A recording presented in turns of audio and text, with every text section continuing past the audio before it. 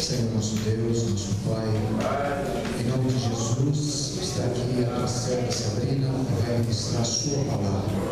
Pai querido, prepara os nossos corações para que possamos absorver toda a sua palavra e guardar em nossos corações e levar para o ensino. Pedimos a Ti, ó Deus, que derrama teu Espírito de uma maneira gloriosa, Pai querido, e alegre nossos corações. Amém. Glória a Deus, a paz do Senhor, igreja amada. Que delícia, meus irmãos. Estar aqui é bom demais, dá conta. Louvado seja Deus. Fico muito feliz de estar aqui. Agradeço os nossos pastores, os obreiros, pastor Iel também, meu Eunice, a todos. E glória a Deus. Vamos abrir nossa Bíblia aqui no livro de 1 Samuel. Hoje no culto de família. Ô irmãos, é bom falar de Jesus em qualquer situação. Mas no culto de família, mas é bom demais, né, Deus? Glória a Deus. Aleluia, Jesus. Glória a Deus. Louvado seja Deus. 1 Samuel, capítulo 2. Nós vamos ler do 12 até o 26. Eu quero aqui nessa noite, meus irmãos, refletir junto com vocês, nesse culto de família, acerca dessas duas famílias, professor Elias, né? Nós vamos ver aqui no texto. Famílias com suas semelhanças, mas ao mesmo tempo tão diferentes diante daquilo que Deus colocou na mão deles.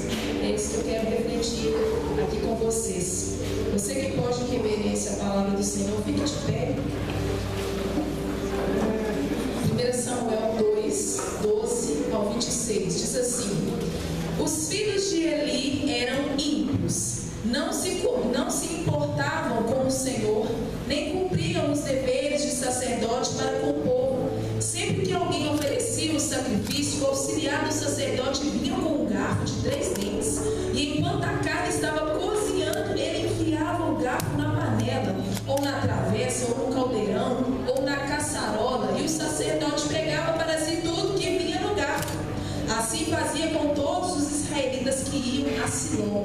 Mas antes mesmo de queimarem a gordura, vinha o auxiliar do sacerdote e dizia ao homem que estava oferecendo o sacrifício: dê um pedaço dessa carne para o sacerdote assar. Ele não aceitará de você carne cozida, somente crua. Se o homem lhe dissesse: deixe primeiro a gordura se queimar e então pegue o que quiser, o auxiliar respondia: não, entregue a carne agora, senão eu a tomarei à força. O pecado desses jovens era muito grande à vista do Senhor, pois eles estavam tratando com desprezo a oferta do Senhor. Samuel, contudo, ainda menino, ministrava perante o Senhor, vestindo uma túnica de linho. Todos os anos sua mãe fazia uma pequena túnica e a levava para ele, quando subia a Siló com o marido para oferecer o sacrifício anual. Eli abençoava Eucana e sua mulher, dizendo: o Senhor dê a você filhos desta mulher no lugar daquele por quem ela pediu e dedicou ao Senhor. Então voltavam para casa. O Senhor foi bondoso com Ana. Ela engravidou e deu à luz a 3 filhos e 2 filhas. Enquanto isso, o menino Samuel crescia na presença do Senhor. Eli, já bem idoso, ficou sabendo de tudo que seus filhos faziam a todo Israel, e que eles se deitavam com as mulheres que serviam junto à entrada da tenda do encontro. Por isso lhes perguntou: por que vocês fazem estas coisas? De todo o povo ouça a respeito do mal que vocês fazem. Não, meus filhos, não é bom que escuto se espalhando no meio do povo do Senhor. Se um homem pecar contra o outro homem, ou os juízes poderão intervir em seu favor, mas se pecar contra o Senhor, quem intercederá por ele? Seus filhos, contudo, não deram atenção à repreensão de seu pai, pois o Senhor queria matá-los. E o menino Samuel continuava a crescer, sendo cada vez mais estimado pelo Senhor e pelo povo. Aleluia! Sente-se ao seu lugar, adorando esse Deus que dá sem medida a todos.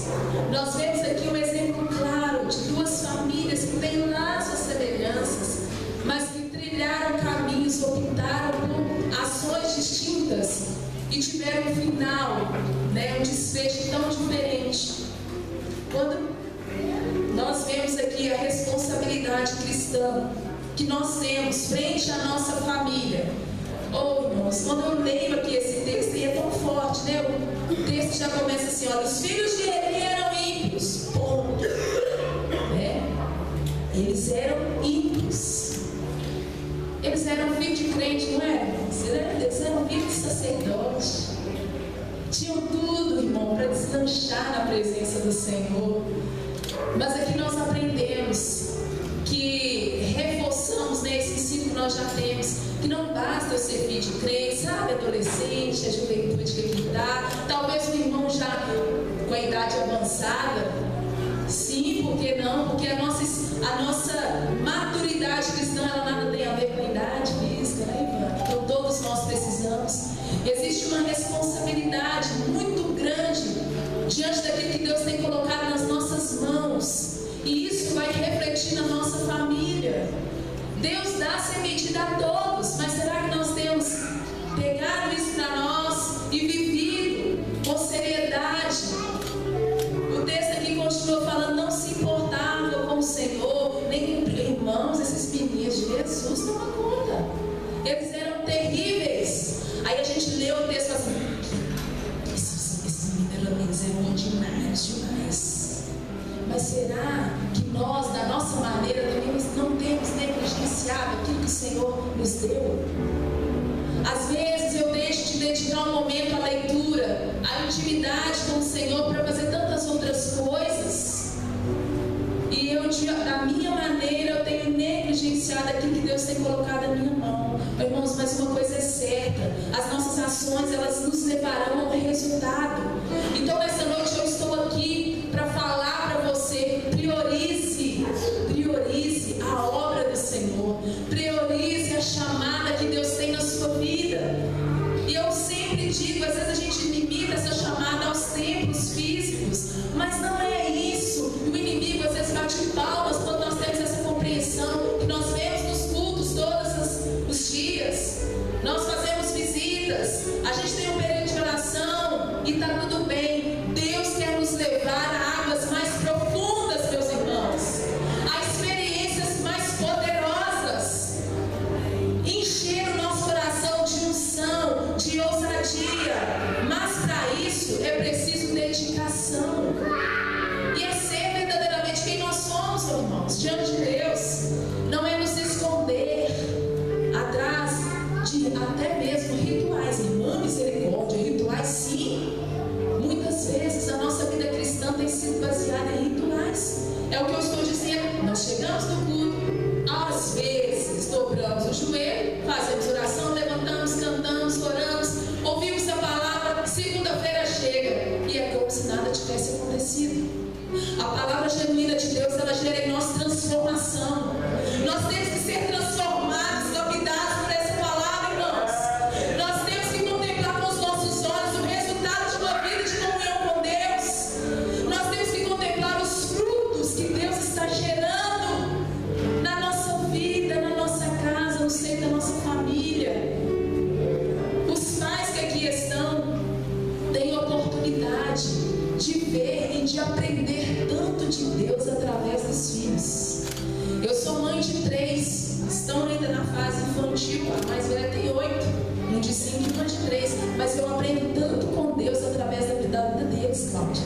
E às vezes são situações em que a gente passa e que Deus, o Espírito Santo de Deus sopra no meu ouvido: você está vendo? Eu estou te ensinando.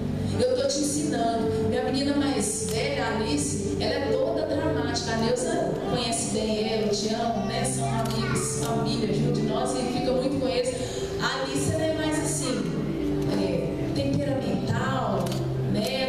Ela sente muitas coisas, ela é muito sensitiva, assim, sabe? Ela sente muitas coisas. E teve um tempo, irmãos, que eu fiquei um pouco preocupada com ela, porque ela ficou uma semana assim, muito chorosa. Eu falei: meu Deus, essa menina está chorando demais. O que foi, filha? Eu estou com medo disso, eu estou com medo daquilo. E ela foi, a criança vai crescendo, ela vai entendendo, né, os níveis de periculosidade das situações.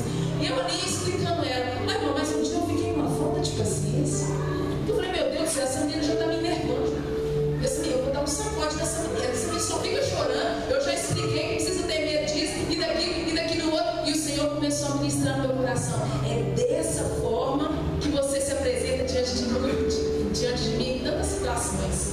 Eu estou te ensinando, eu estou te falando, não há o que temer, não há o que você temer. Avança, caminha, rompe, e você insiste em ficar nesse lugar de choro.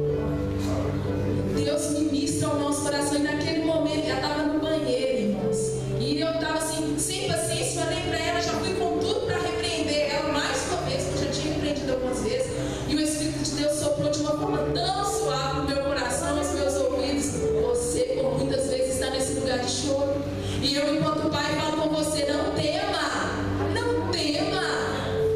Eu sou o mesmo Deus que abriu o mar para o povo passar. Eu sou o mesmo Deus que curou a sua filha quando ela estava lá no CTI. Você lembra? Quando o médico falou que a chance de vida dela era bem pequena.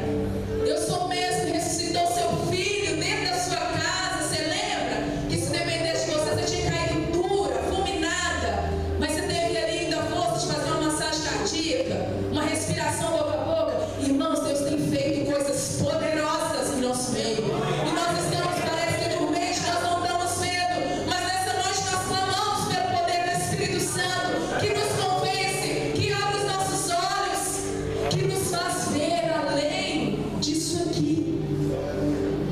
Quando eu chego aqui e vejo a vida da irmã Eunice Mendonça, meu Deus, que poder e glória, que manifestação do amor, da misericórdia, da graça de Deus. Eu estou citando ela pelo carinho que eu tenho com ela, mas você sabe o que Deus tem feito na sua vida, quantas manifestações de poder e glória você tem contemplado. E na primeira dificuldade, muitas vezes você tem se amedrontado. Tudo bem, irmãos, eu não vou nem falar a questão do medo, porque o medo ele vem mesmo, não tem jeito não. A questão é o como nós estamos nos portando diante desse medo. Não deixe de parar não, irmão, avança. Nos últimos anos, de 3 anos para cá, eu estou me descobrindo, irmãos.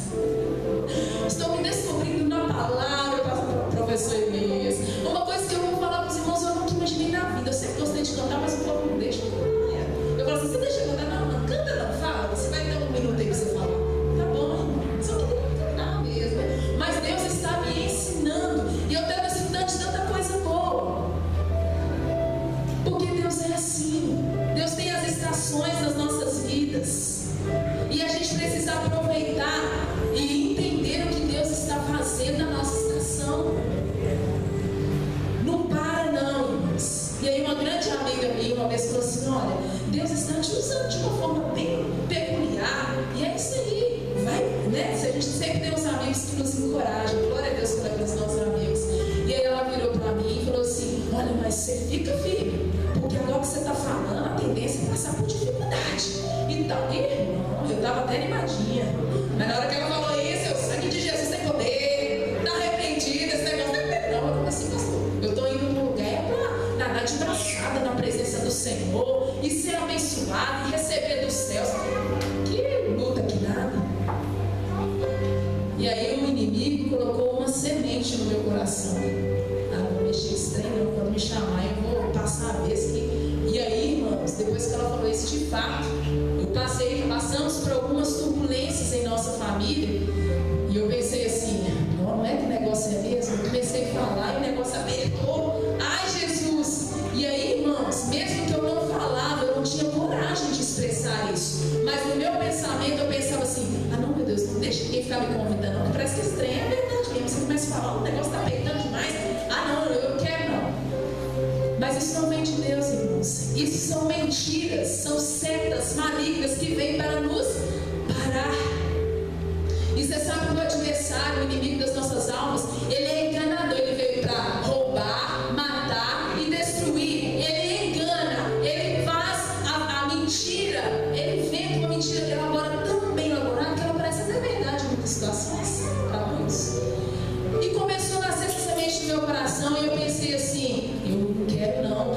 O que eu senti era assim: na medida que eu for aprofundando em Deus, eu vou estar mais suscetível a retaliações, a ataques. À medida que eu for aprofundando em Deus, eu vou ter mais sofrimento, porque o inimigo vai me atacar. Misericórdia, olha a cabeça. E aí nós temos, irmãos, que trazer, que imprimir na nossa vida tudo isso que a palavra diz. Por que eu digo imprimir? Porque nós sabemos o que a palavra diz, mas muitas vezes nós não estamos desfrutando dessa verdade, nós não estamos vivendo essa verdade. Mas hoje o Espírito Santo de Deus quer te lembrar que não há nada, que não há inferno que possa contra a sua vida, quando Deus está te cuidando, quando Deus está te fazendo caminhar naquilo que Ele projetou para você. Aleluia! Essa é a verdade, nós temos que nos agarrar a ela. Nós não damos ouvidos a vozes estranhas. Nós ouvimos o nosso Redentor, o nosso Salvador, aquele que tudo fez, faz e ainda fará na sua vida, fará na sua família. Aleluia, glória a Deus. E nesse texto aqui vai discorrendo, né? Vai falando, eles falam lá dessas más ações que os filhos de Eli faziam. E aí no 17 diz assim: o pecado desses jovens era muito grande à vista do Senhor, pois eles estavam tratando com desprezo a oferta do Senhor. É o que eu disse, às vezes nós lemos essas escrituras e logo fulminamos nos nossos olhares todos esses personagens que viveram. Mas muitas vezes nós estamos fazendo isso também. Eles trataram com desprezo. Toda vez que Deus te dá a oportunidade de se apresentar e você se esconde, você age da mesma forma. Você trata aquilo que Deus te deu com desprezo. É forte isso, irmão. E é sério isso. E quando o nosso contexto aqui é família, isso se torna ainda mais sério, mais forte. Porque eu enquanto mãe, você enquanto mãe, pai, filho, nós precisamos estar em uma posição de buscar ao Senhor. Nós temos uma responsabilidade sobre os nossos filhos. Hoje foi cantado aqui que a bênção acompanha. Será que nós temos abençoado mesmo os nossos filhos? Será que na correria, no cansaço do dia a dia, eu tenho 3, tem hora que meu cabelo fica assim, tudo rupiado. Será que nessa parte, nesse momento de cansaço, eu me lembro de abençoar os meus filhos? Menina, sai pra lá. Uma menina levada, uma menina difícil. Irmãos, a nossa tendência é fazer isso mesmo. A nossa carne grita para isso. Mas a palavra que nós proferimos, ela diz muito acerca daquilo que nós vamos colher amanhã. Isso é muito poderoso, irmãos. Então abençoe o seu filho, abençoe a sua casa. Quando às vezes, irmão, nós estamos no ambiente de casa e as coisas parecem estar tudo fora do lugar. Você diz assim: meu Deus, é a minha casa, mas aqui está um clima tão esquisito, está estranho. Ore, abra seus lábios. Deus, em nome de Jesus, esse lugar é de adoração. Vem, Senhor, vem limpando tudo que não é da tua presença nesse lugar. Tira toda a tristeza, irmãos. Quantos de nós temos sido acometidos de tristezas? Ai, irmã, misericórdia, eu não estou depressivo. Tudo bem, se você não está depressivo, glória a Deus por isso. Mas nós passamos por um momento de tristeza que a gente não sabe nem falar com o Senhor, com o nosso Pai. E às vezes a gente tem o próprio preconceito com nós mesmos. Mas eu quero te dizer que assim como um menino, um filho, ele tem total liberdade de contar tudo para o Pai. Nós temos essa liberdade para o nosso Abba. Aleluia! Ele está pronto a nos ouvir, a nos consolar. Deus não nos julga. Então por que nós insistimos em usar máscaras para o nosso Deus? Meu Deus! Isso tudo que eu estou contando para vocês aqui, a questão lá dos 3 anos para cá, que as setas, né? Vem, ó, fica aí, fica buscando Deus, o negócio vai apertar para o seu lado. Irmãos, os dados inflamados rolando solto na mente, e você pregando, e você ministrando, e você em constante guerra. O que eu quero dizer com você? Não espere tudo ficar um mar de rosa, não espere tudo ficar bem, não espere você estar cheia de forças, de coragem para ministrar,